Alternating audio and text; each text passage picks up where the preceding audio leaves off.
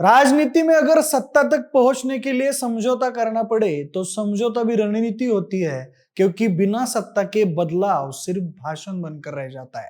म्हणजे हा डायलॉग महाराष्ट्रातल्या एका नेत्याला अगदी तंतोतंत लागू पडतो. असं म्हटलं तर वावगं ठरणार नाही. कारण ज्यांना एकीकडे राजकारणातला चाणक्य म्हणलं जातं, तर दुसरीकडे त्यांच्यावर सोयीचं राजकारण करणारा आणि भूमिका बदलणारा नेता असा आरोप सुद्धा होतो. तुमच्या लक्षात आलंच असेल मी बोलतोय शरद पवार यांच्याबद्दल. मंडळी, वादग्रस्त विधानांमुळे नेहमी चर्चेत असणारे शिवप्रतिष्ठान हिंदुस्थानचे संस्थापक संभाजी भिडे यांनी पुन्हा एकदा नव्या वादाला तोंड फोडलंय.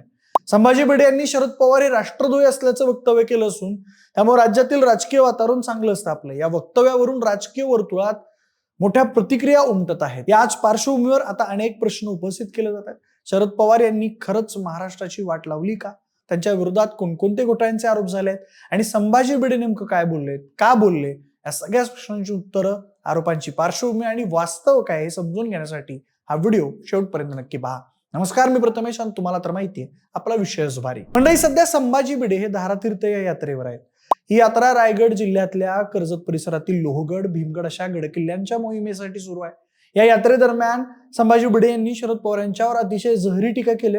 शरद पवार म्हणजे राष्ट्रद्रोही आहेत, ते जातिवंत आहेत, ते देशातील बदमाश आणि हरामखोर आहेत, अशा शब्दात भिडे यांनी पवारांवर आरोप केले. तेवढंच नाही तर राज्यात लवासासारखी कीड काढून टाकली पाहिजे असं वक्तव्यही त्यांनी केलंय. त्यांच्या या विधानांमुळे राज्यातील राजकीय वातावरण चांगलंच तापलंय. दरम्यान संभाजी भिडे यांच्या या वादग्रस्त वक्तव्यावर शिवसेना ठाकरे गटाचे नेते अंबादास दानवे यांनी तीव्र शब्दात प्रतिक्रिया दिली आहे.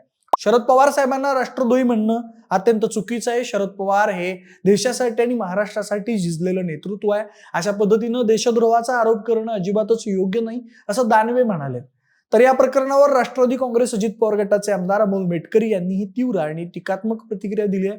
त्यांनी ट्विट करत म्हटलंय की जे लोक आयुष्यभर द्वेष पेरतात त्यांना राष्ट्रभक्तीचं प्रमाणपत्र देण्याचा अधिकार नाही. भिडे मास्तरला वैचारिक दिवाळखोरीचा रोग आहे. पूज्य गांधीजी आणि आदरणीय पवार साहेबांचं योगदान आणि मास्तरची वैचारिक पात्रता याची दूर दूरपर्यंत तुलना होऊ शकत नाही, हे अंगणवाडीतील बाळालाही माहित आहे, असा खोचक टोला मेटकरी यांनी लगावलाय. मात्र शरद पवार यांच्यावर असे गंभीर आरोप होण्याची ही काही पहिलीच वेळ नाही. याआधी देखील शरद पवार यांच्यावर असे बरेच आरोप झालेत. त्यातले प्रमुख आरोप कोणते आहेत तेही पाहूयात. यामधला पहिला आणि सगळ्यात जास्त चर्चेत असलेला आरोप म्हणजे लवासा प्रकल्पाचा. मंडळी, पुण्यातल्या मुळशी तालुक्यात शरद पवार यांच्या संकल्पनेतून लवासा हिल सिटी प्रकल्प उभारण्यात आला होता. हिल स्टेशनच्या धर्तीवर उभारलेला हा प्रकल्प एकेकाळी राज्यभरातच नाही तर देश पातळीवरही मोठ्या प्रमाणात चर्चेत आला होता. मात्र या प्रकल्पावरून शरद पवार यांच्यावर गंभीर आरोप झाले. लवासा हिल सिटी प्रकल्पासाठी जमीन नियमबाह्य पद्धतीने विकल्या गेल्या, तसेच या व्यवहारात पवार कुटुंबियांचे हितसंबंध असल्याचा आरोप करण्यात आला होता. हे प्रकरण न्यायालयात गेल्यानंतर प्रकल्पाच्या पारदर्शकतेबाबत आणि पवार कुटुंबाच्या स्वारस्याबाबत प्रश्न उपस्थित झाले होते. मुंबई उच्च न्यायालयात दाखल असलेल्या एका याचिकेवर सुनावणी करताना या प्रकल्पामध्ये व्यावसायिक दृष्टिकोन ठेवून महाराष्ट्र कृष्णा खोरे विकास महामंडळाची जमीन ही तब्बल 30 वर्षांच्या करारावर देण्यात आल्याचं निरीक्षण नोंदवण्यात आलं होतं. याशिवाय या प्रकल्पात नियमबाह्य कामं करण्यात आल्याचे आरोपही करण्यात आले होते. आता यातला दुसरा मोठा आरोप म्हणजे महाराष्ट्र राज्य सहकारी बँक म्हणजेच MSC बँक घोटाळा. जुलै 2021 मध्ये अंमलबजावणी संचालनालयाने म्हणजेच ईडीने एक निवेदन जारी केलेलं होतं. या निवेदनात ईडीने सांगितलेलं होतं की सातारा जिल्ह्यातल्या कोरेगाव इथं असलेल्या धरंडेश्वर सहकारी साखर कारखान्याची जमीन, इमारत, प्लांट आणि मशिनरी अशी एकूण सुमारे 65 कोटींची मालमत्ता जप्त करण्यात आली आहे. ही कारवाई महाराष्ट्र राज्य सहकारी बँकेशी संबंधित प्रकरणात प्रिव्हेन्शन ऑफ मनी लॉन्ड्रिंग कायदा म्हणजेच PMLA 2002 अंतर्गत करण्यात आली होती. ईडीच्या तपासात समोर आलं होतं की ही मालमत्ता गुरु कमोडिटी सर्व्हिसेस प्रायव्हेट लिमिटेडच्या नावावर होती आणि ती जरंडेश्वर शुगर मिल्स प्रायव्हेट लिमिटेडला लीजवर देण्यात आली होती. तपासादरम्यान ईडीला असं आढळून आलं की जरंडेश्वर साखर कारखान्याचे बहुतांश शेअर्स अजित पवार आणि त्यांची पत्नी सुनेत्रा पवार यांच्याशी संबंधित असलेल्या स्पार्कलिंग सॉइल प्रायव्हेट लिमिटेड या कंपनीकडे आहेत.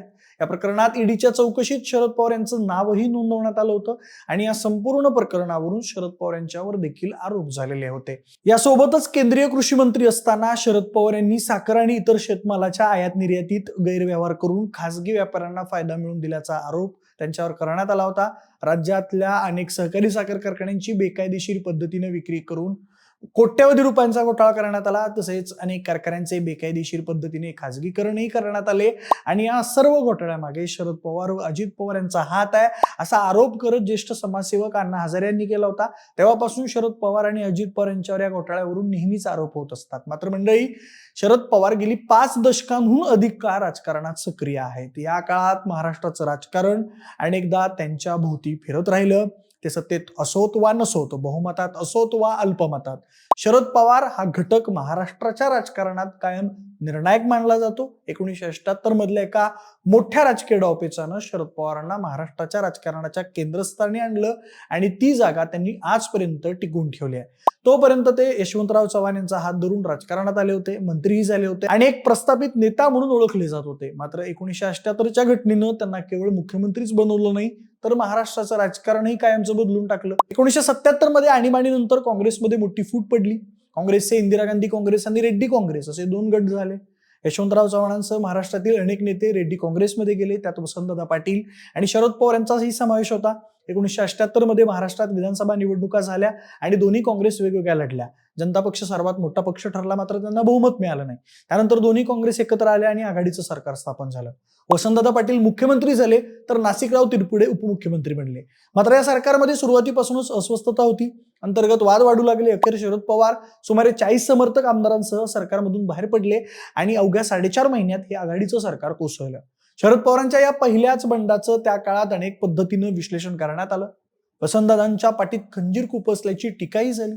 यशवंतराव चव्हाणांचा या कृतीला पाठिंबा होता असा दावा गोविंद तळवळकरांच्या अग्रलेखांचे दाखले देत करण्यात आला.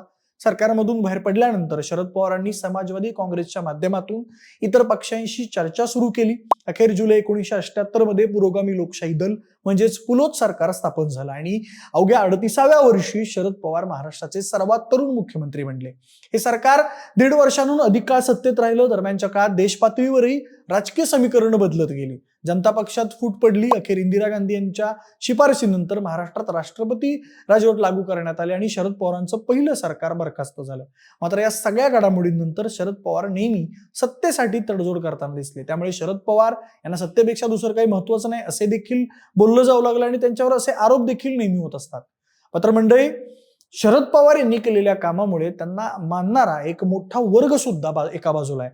कारण शिकत शिकत काम करणाऱ्या, परिस्थितीमुळे शिक्षण अर्धवट राहिलेल्या किंवा वेळ, ठिकाण आणि शिक्षकांच्या अडचणींमुळे शिक्षणापासून दूर गेलेल्या लोकांसाठी यशवंतराव चव्हाण मुक्त विद्यापीठाची स्थापना करण्यात आली आणि विशेषतः ग्रामीण भागातील तरुण तसेच महिलांना शिक्षणाच्या मुख्य प्रवाहात आणण्याचा हा एक महत्वाचा प्रयत्न ठरला.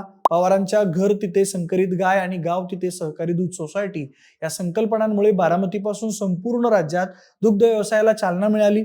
कृषी मंत्री असताना त्यांच्या कार्यकाळात गहू आणि तांदळाच्या उत्पादनात देशानं मोठी झेप घेतली आणि अन्नधान्य उत्पादनात सातत्यानं वाढ झाली. त्याचप्रमाणे बीसीसीआयचे अध्यक्ष असताना 2007 साली IPL ची सुरुवात झाली आणि त्यातून क्रिकेटला व्यावसायिक उंची मिळाली, ज्यामुळे बीसीसीआय ही जगातली सर्वाधिक कमाई करणारी आणि आंतरराष्ट्रीय क्रिकेटमध्ये प्रभावी भूमिका असलेली संस्था बनली. म्हणूनच मंडळी, शरद पवार यांच्याकडे पाहताना चित्र एकसुरी नाही.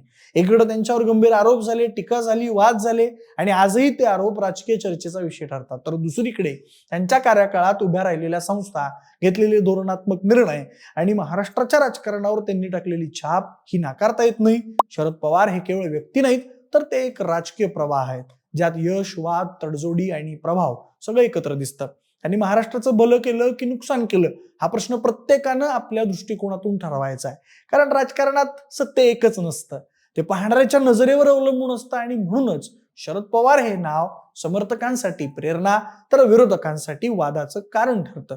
म्हणूनच शरद पवार वादात असले तरी चर्चेत मात्र कायम असतात. तुम्हाला काय वाटतं? शरद पवार म्हणजे राजकारणातला मास्टर स्ट्रोक की सततची तडजोड? कमेंटमध्ये नक्की सांगा. सोबतच अशाच नवनवीन आणि माहितीपूर्ण व्हिडिओसाठी आपल्या विशेष भारीच्या YouTube चॅनलला सबस्क्राईब करायला अजिबात विसरू नका. धन्यवाद.